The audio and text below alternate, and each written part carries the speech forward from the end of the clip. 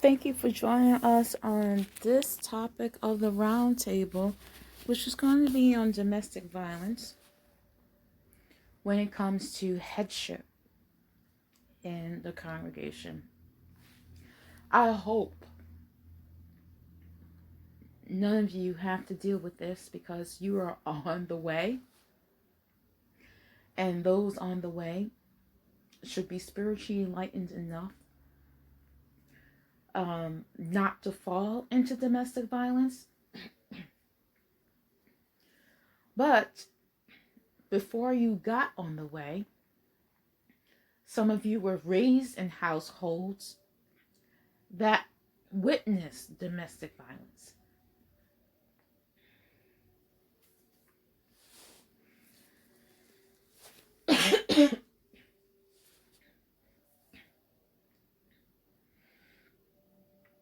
So some of you have latent memories of domestic violence, or can recall instances of domestic violence from family members, even though you personally did not experience it. And those experiences should help us in making a wiser decisions. It can also hinder us because we may think it's normal. We may normalize the behavior. So this is why this topic is so important that we address it. And far as headship, because we need to dispel some of the misogyny out of the faith that we're in, because we're rubbing against shoulders of people from different cultures and different backgrounds that collides here, and we're trying to overcome that with Christ-like love and understanding to reflect the round table that is representing in heaven, that we're trying to represent on earth, that's filled with both men and women at the round table, just like Mary is on the round table up in heaven with Jesus Christ and the disciples, right? So in doing so, let's open up our first question. We're going to get back to what has happened this last couple of weeks in regards to our questions then, because this actually links up to that question. So the first question is, and this topic is coming from Ephesians chapter 5, verse 21 through 26. Right? Because the last topic we're talking about perfection, and Jesus Christ done away with our sins, and yet we still dealing with domestic violence issues, and some of us have grown up in domestic violence situations where we think it's okay that someone's okay, even though they're in the throes of domestic violence situation, that they may allow to continue to happen and impact us in a negative way. So that's why it's important to recognize what domestic violence is, and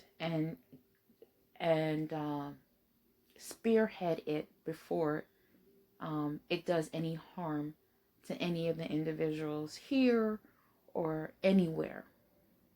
Okay, including those who we are mentoring. So Ephesians chapter 5:21 reads, "Be in subjection to one another in fear of Christ." And verse 22 it says, "Let wives be in subjections to their husband as to the Lord." First question is this: does this apply in domestic violence situations? When the abusive partner is the one doing the harm, can wives be in subjection to their husbands when they're the one doing the harm? Verse 23, "Because husband is the head of the wife, as Christ is also the head of the congregation, he being a savior of this body." Question 2, can a domestic abuser be the head just as Christ is of the congregation when he is afflicting abuse in the home.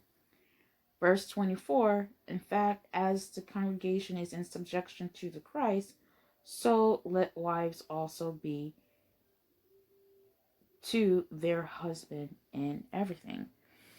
Again, if there's any form of violence that's exhibited within the congregation, is Christ leading it? Is the question.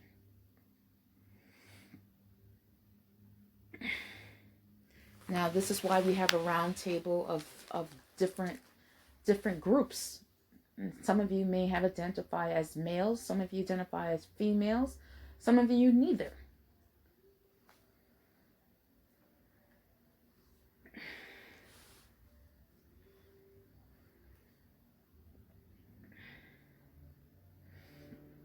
So I wanted to bring back to mind some of the topics that we have brought to forth, because all of it has reverted back to our basic selves, which is violence. And can there be violence carried out by members on congregants without provocation? In respect that it's not in self-defense, and expect Christ to dwell there.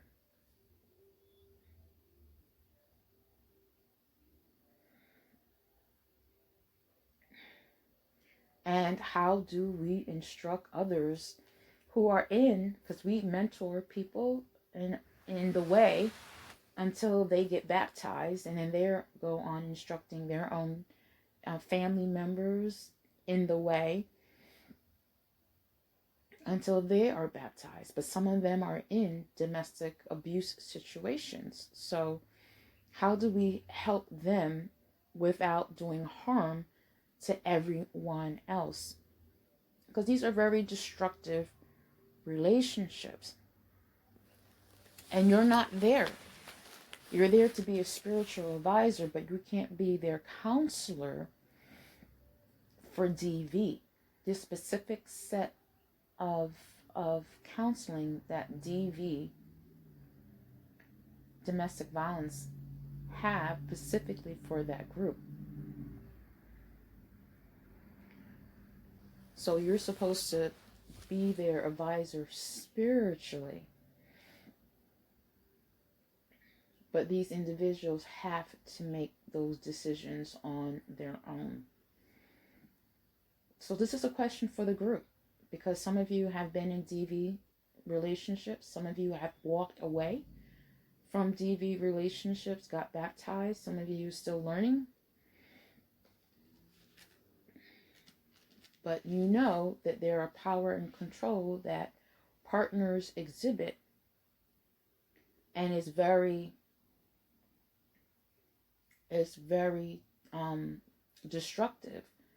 Their destructive ways of power and control, kind of like in situations like we've been dealing with collectively, those who want to interfere with us spiritually through influencing our members of the way and their mentees to get them to do what they want. It's a power and control move that abusers use.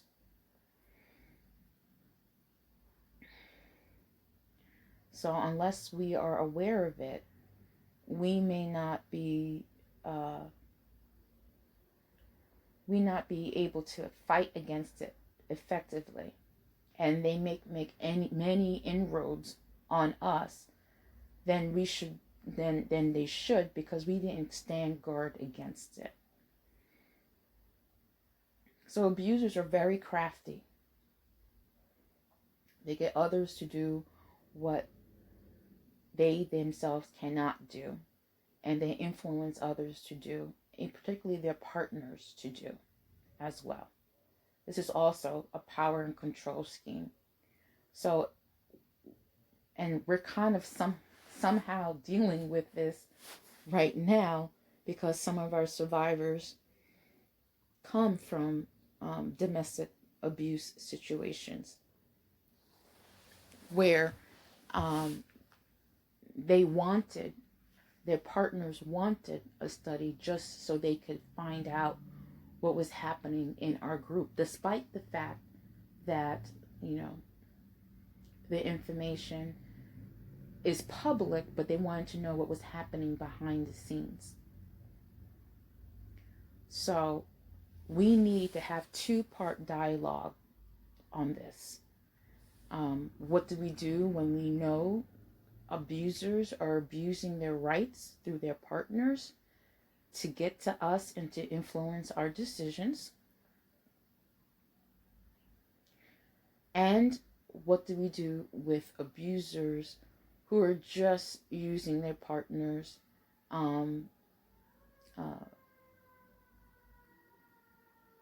to abuse others inside the faith?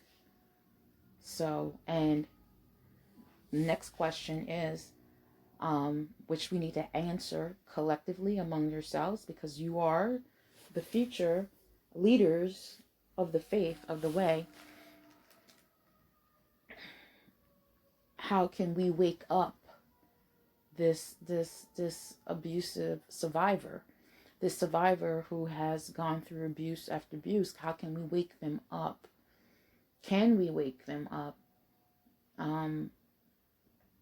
so that they can stop the cycle of abuse, so that they don't impact us spiritually? Particularly if their children are involved. And now they have two methods of finding out what is discussed behind closed doors and what kind of discussions we have through their children.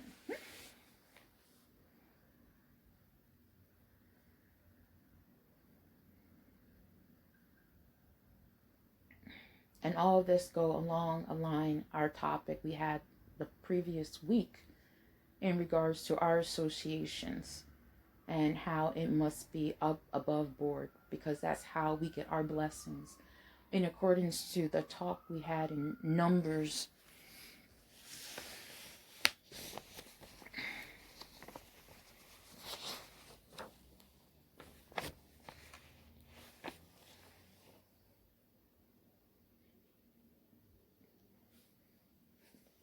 How we have to guard against our associations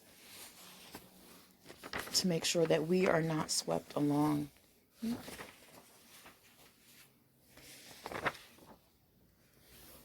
Numbers chapter 33, verse 55 and 56.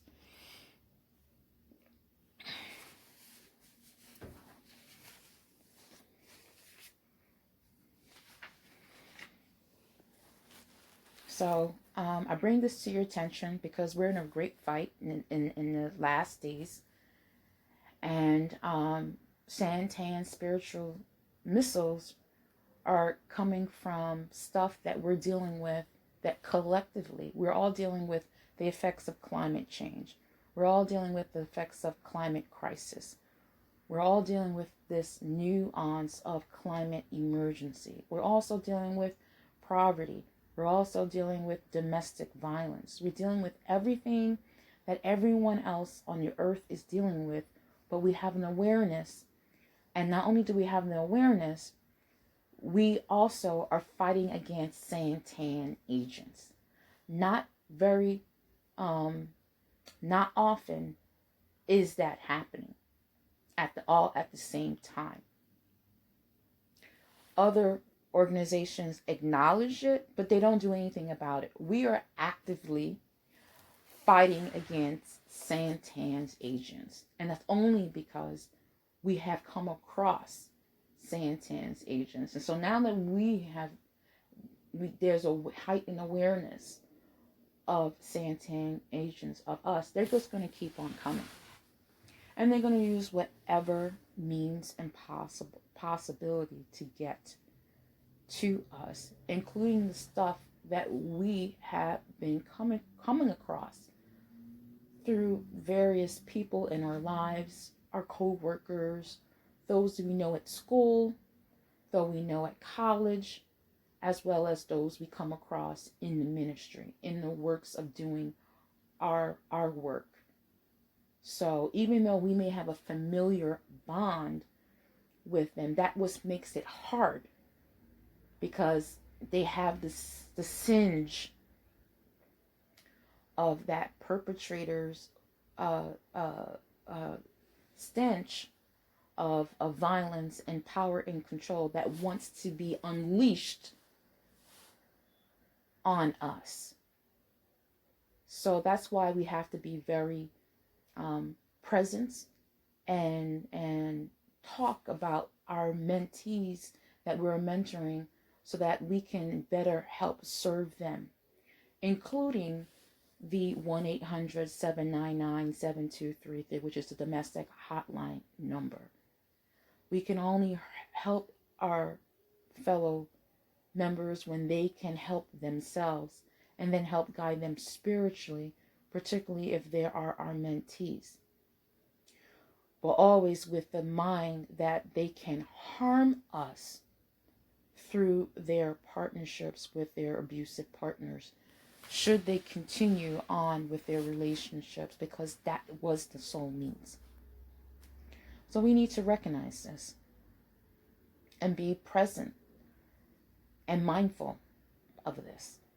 And I'm also mindful that Santan agents is coming through various means, because we're the ones telling people the good news, honestly, with the spirit of truth, and with no strings attached, nothing added,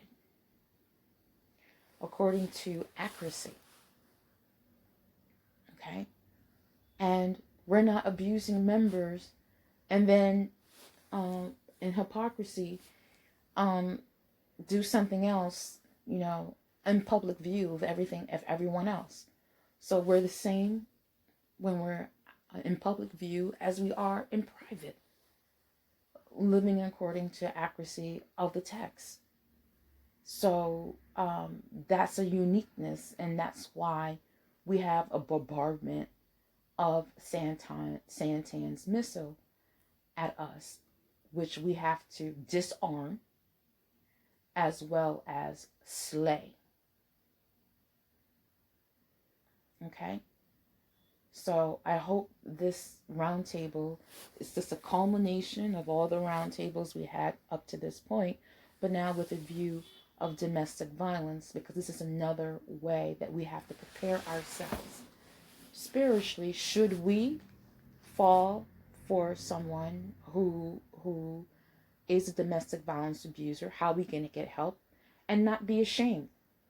We can't be ashamed just because we fall into a bad marriage union, or because we're in a poor marriage union. Let's be frank and speak up to it, because this harms us spiritually, and it harms us collectively when this individual wants to push their way through. So we have to be able to disarm that and protect our members at the same time, and the person who they are married to as well. They also need our protection. All right, they need our physical and spiritual protection. So we need to come up with a way to deal with it, and we need to pray on it. So that is the discussion for this week's roundtable, because I'm pretty sure it's going to be insightful, because we've come across this, and we've come across family members who use divisive techniques to interfere with what we have prayed for. And those relationships or bonds made were familiar. And some of them were based on familiarity because of their domestic violence situations. And so they're calling on familia, family, because of from abuse. And family does not have to mean abuse.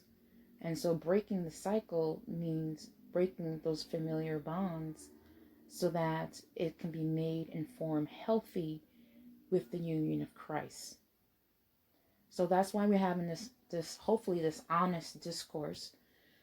Knowing the situation, you can be as honest as you want. And so we're going to leave it right there.